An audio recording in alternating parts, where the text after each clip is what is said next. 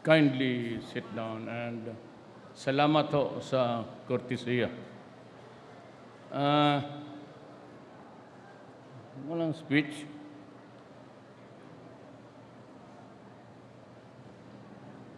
You know, I'm very late and DFA is hurrying me up. Sabi ko, marami akong problema dyan sa Mayon. Still have to late ang sige sila complain doon. I think we devolved the money almost 5 days ago. There's something wrong there, sabi ko sa inyo yan. I have not been remiss in my duty. Today I leave for New Delhi to attend the ASEAN-India Special Commemorative Summit on India's Republic Day celebration. Alam mo, the last time, there was this communique, a note verbal from, sabihin ko na lang, there's nothing wrong with it. The last Independence Day, we were also invited. But I think that President Aquino, busy maybe at the time, chose to just send a token delegation. In this year's invitation, they pointed out that they were more or less read between the lines. Sana this time the Chief of State, and that the incident last year would not be repeated again. So, nung advice ng DFA is you have to go because every ASEAN meeting, almost all nandoon, we cannot afford to be absent. Now, the reason really why I'm going is that we're okay sa ASEAN, but it's all trade and commerce and everything else under the sun, except that we do not have the platform for terrorism and other problems of law and order. You have the vacant dyan sa Celebes, Sulusi, bakante tayo dyan Andy Molucas. Naku, sabi ko, kaya ako pupunta, sabihin ko, kung ganito na lang naman, so what's the use of meeting just once a year? And probably the ministerial level once every 3 months. We cannot accomplish anything because yung waters natin, contiguous to the archipelago of the Philippines, is getting to be dangerous. And yet, it is only Indonesia who's active there. Sabihin ko sa inyo, kung hindi natin kaya, we just have to call China to come in and blow them up. Just like Somalia, that Aden Strait there, were it not for the presence of the Chinese, hindi mahinto yung piracy doon.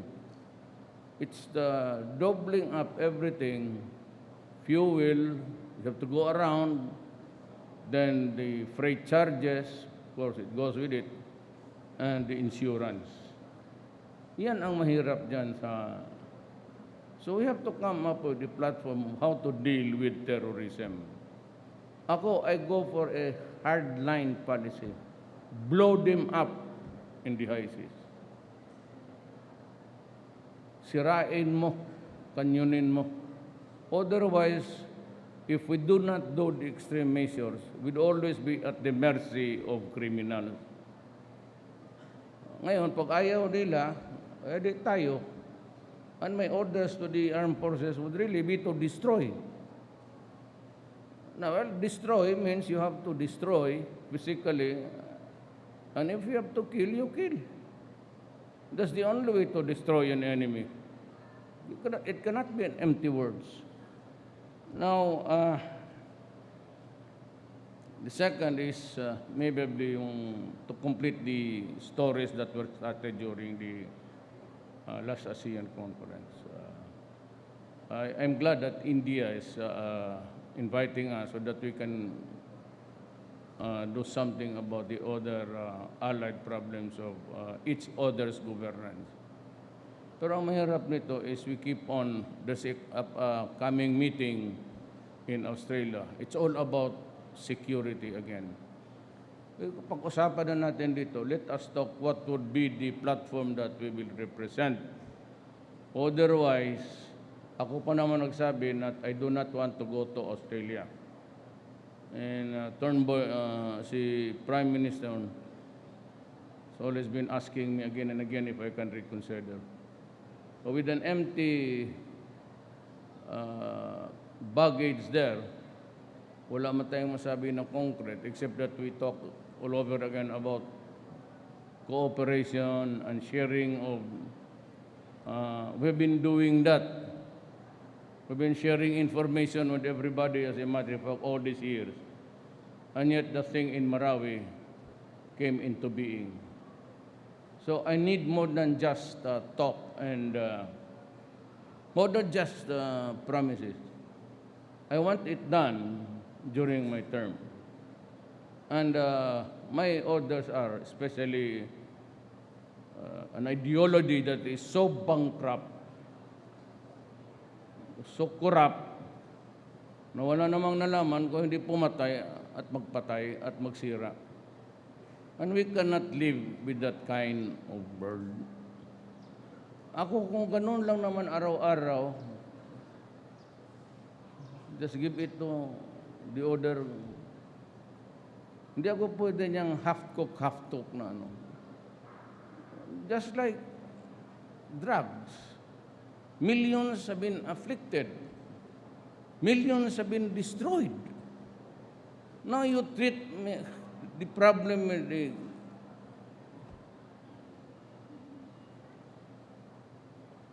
kailangan talaga tapusin ko ito sa termino ko. Lalo na ang drug. That is my aim. I will destroy the drug industry in the Philippines. Not for us anymore because marami na ang may tama. But at least yung mga anak, mga apo ninyo shall have been freed of the scourge of drug. Huwag kayong magkumpiyansa yung human rights. They cannot defend you. And I do not care about yung human rights. Solve the problem first. Hindi nga nila we have almost 6 Filipinas dying, committing suicide, jumping out of the window. Hindi mo lang kayo pinansin yan. In other countries, they've been raping. And here we are, I'm dealing with criminals and you're all noise. You can go to hell as a matter of fact. Karabing. That is why I directed the Department of Labor to stop processing. Now let me ask publicly, I hope I'm not Secretary of the Foreign Affairs here, I hope I'm not committing the diplomatic FUPA. But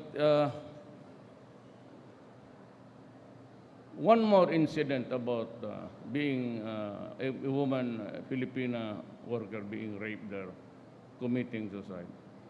I'm going to stop. I'm going to ban. And I'm sorry, the Filipinos there, you can all go home.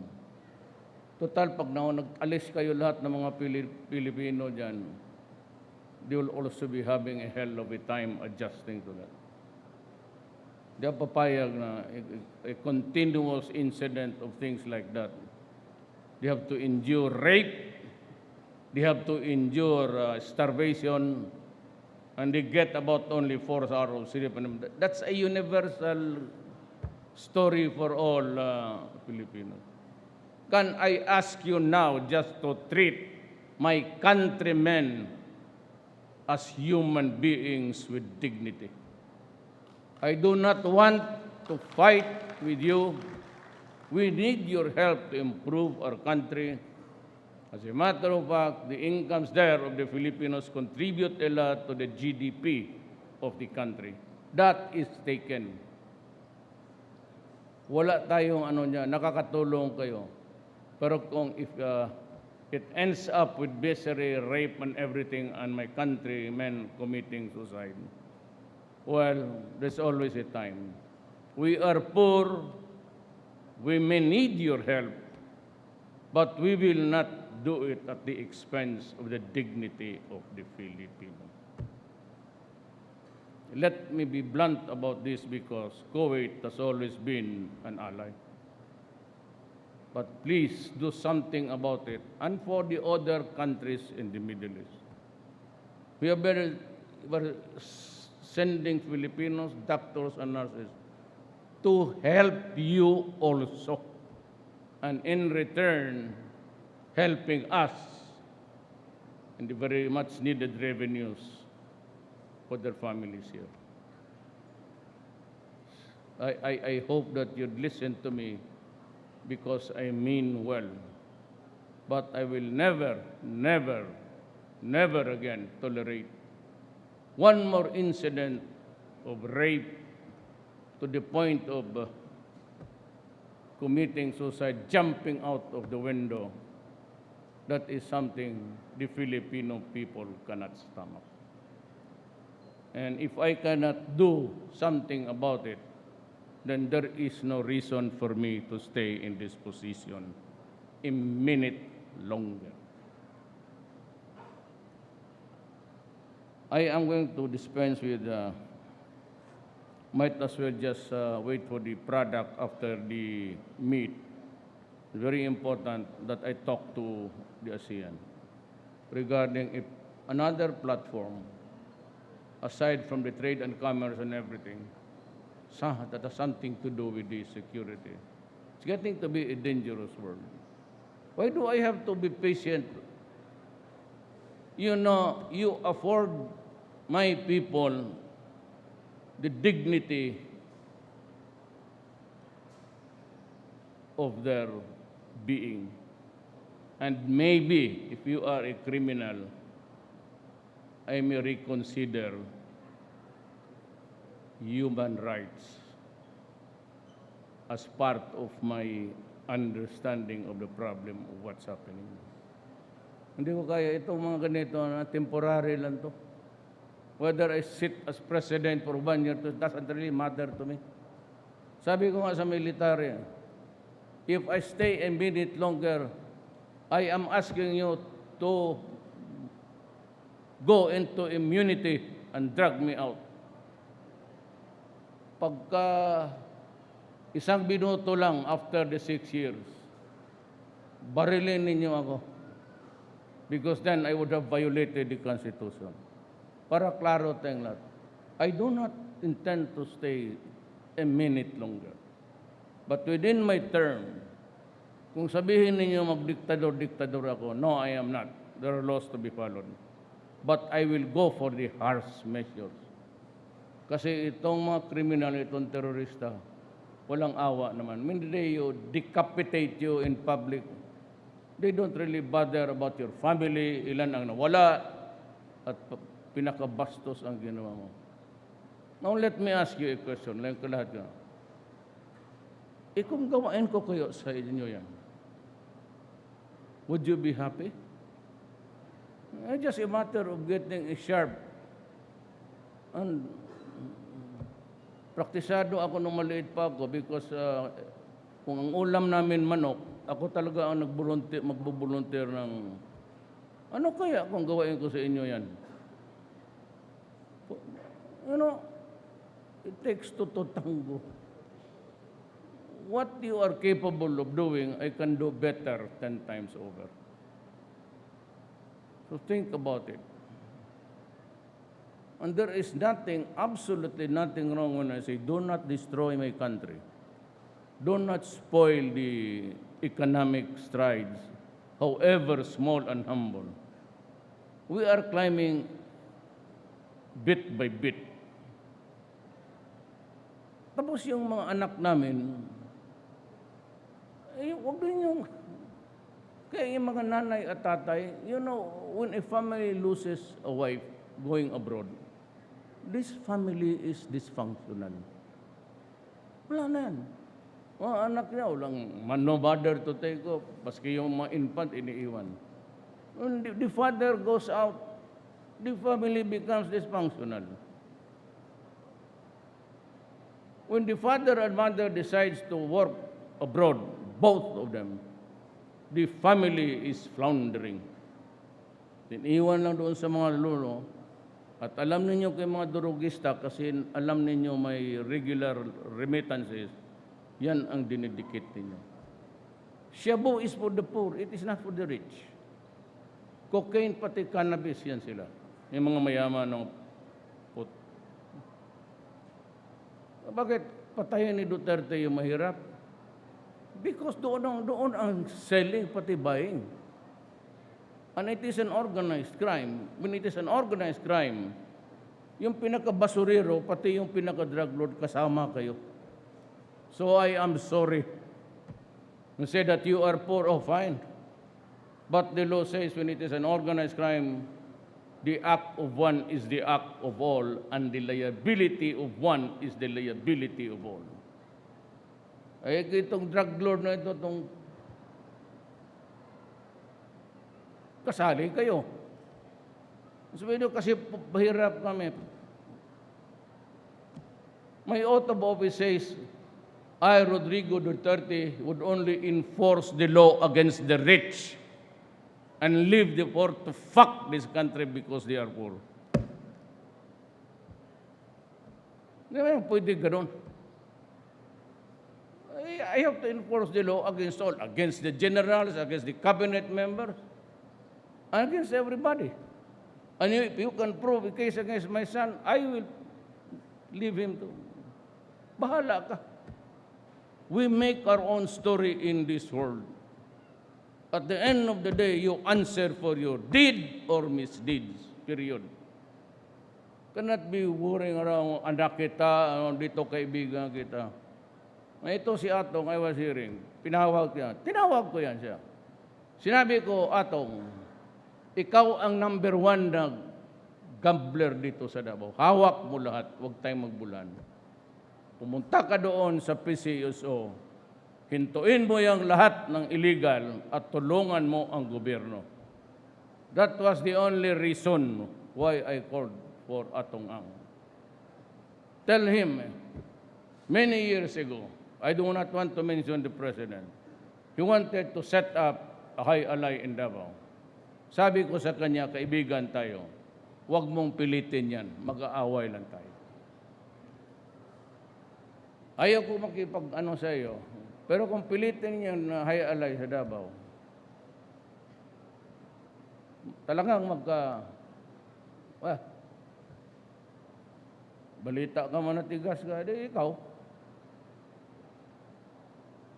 Saka yung sabi ni Frank Drilon na magtanong siya kung sinong, Senator Drilon, if I talk to somebody urging a case against you sa PDAP, bring that person in my presence and I will resign because you are my friend. Hindi nga ako sinabi ko, it is not in my system. It is not in my style na maghabol ng niwala akong pakialam sa kaso ninyo sa mama sa Panoong. Magdala ka ng tao dito kung sinong inutusan ko yung sa pidap-pidap. Sabi pa naman ni na polis, marami pero siyang sasabihin. Oh, nauna na nga yung mga kalaban ninyo. Ba't ikaw kasi kaibigan kita noon pa? So nare-respeto ko yan. I told you before in front of so many congressmen, wala akong ginagawa against you. But do not force the issue na may just to. Kung may makita kayo na mali, go and shout every day for all I care. Total, itong gobyerno na ito, hindi man ito akin. Whether it will rot or it will ripen, I can only be there to sympathize with the Filipino people. Hindi ko ito personal. I do not lose sleep kung mag-corruption lahat. Ang akin lang is the future of the next generation. Kita mo na nga, nagpapakamatay na, nagpaparape na doon. Tinitiis na lang ang indignity. Tapos yung mga anak dito, papakainin nyo ng droga. Kaya ako nasasaktan. Sabi niyo drama, problema ninyo yan. If it is a pretended sentiment, fine. But I would still hold you to account for what you do to your fellow men. Hindi ako pang ordinaryong, there's even no need for you to address me as president. Rudy mo na lang ako. I'm not so enamored with this perks of position. Remember that I won as president because of the people. Period yan. So, yung utang na loob ko sa taong ordinaryo, yung mahirap. Kasi yung mahirap, yun ang nangangailangan ng gobyerno. Itong mga mayaman dito, itong hangar dito, puro private jets yan. Ang may-ari niyan, mga mayaman. Every company of whatever, may mga jet yan. Kaya hindi ma-improve yung put. Kaya hindi maka-extend ng runway, paano puro mayaman? Kayong mga mayaman, you better be prepared. Sabihin ng mga manager dito, even a clerk of the airport would say that it's about time that we use that goddamn space there. Bubuldosin ko kayong lahat. Wala akong pakialam. Hindi rin kayo nagpahiram ng jet ninyo. Yung aeroplanong ginamit ko sa kampanya, naghinto pa sa runway, pumutok pa. So what do I care? I paid for my expenses. Yan ang totoo dyan. Basta lahat magbayad ngayon. Lahat. Hindi nagbayad ng ilang taon because you were using the influence on your money. Forget it. Huwag kayong magduda we do not intervene. That is why I want Congress to proceed. Imbestiga kayo. As a matter of fact, ako yung mismo nag-i-insist para malaman ninyo yung totoo. With this endless suspicion. It's about time that magharapan tayo. Kaya ko binibara lahat. Wala kayong makalkal sa akin. Billions? Sus Mariusep. To my billions, I'm going because I'm late. Salamat.